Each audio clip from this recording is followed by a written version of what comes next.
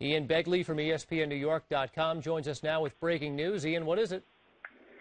Linsanity is over in New York. The Knicks have confirmed that they decided not to match Houston's 3-year offer to Jeremy Lin. Lin will now be a Houston Rocket. His run in Broadway is over.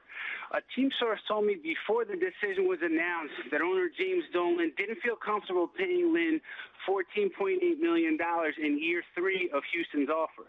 Now, if year 3 of the deal came in over the luxury tax, it could have cost the Knicks as much as $43 million to employ Lin in 2014, 2015, and clearly that's something they were never comfortable in doing.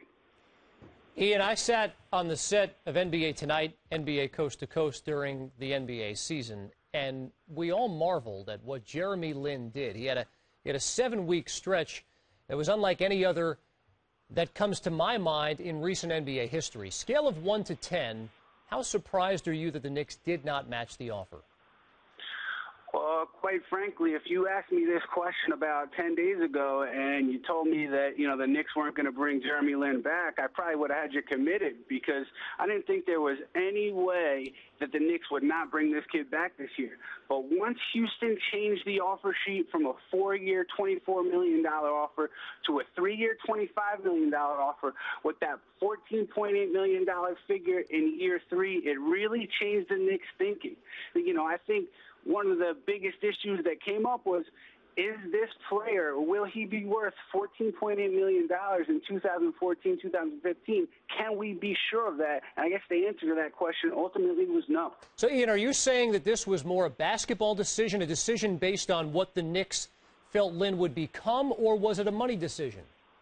Well, I think the two are intertwined because if the Knicks thought he was good enough or he would be good enough and would continue to progress to where he's one of the top players in the league worth paying $14.8 million, they would have matched. But I think it's clear, but the message they sent was we weren't fully confident that Jeremy could rise to the level of NBA stardom, and stars are paid $14.8 million a season. Not guys that have done it for 25 games. So I don't think that they were comfortable in projecting Lin being a star in this league.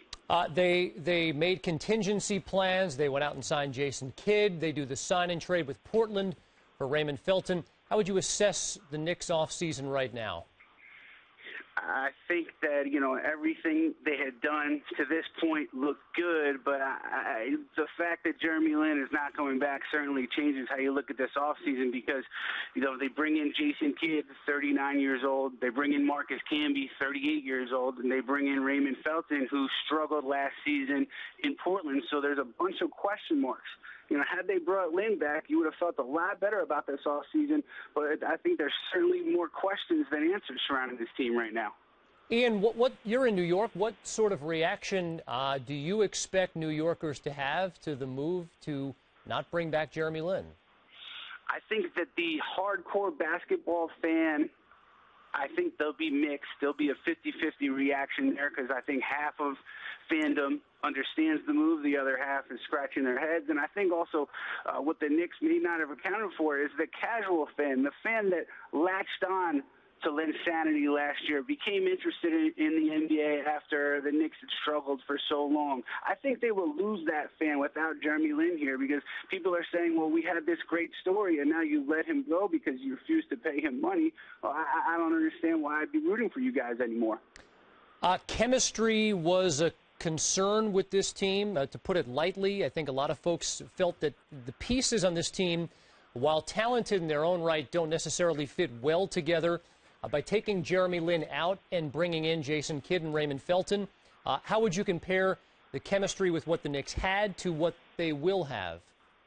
If you look at things on paper, I think what Jason Kidd brings is he brings an ability to run an offense in which Carmelo Anthony can thrive and also run an offense in which Amari Stoudemire can thrive. I think he can play both styles of basketball, and I think the Knicks will benefit from that, and they'll also benefit from his veteran leadership because he'll be able to tell Carmelo Anthony and Amari Stoudemire, hey, guys, listen, you go here, you'll go here. I'm going to get you the ball here, or we need to keep the ball moving. I think they benefit there, and I think Ray Felton falls in line with whatever style of offense Mike Woodson wants to play.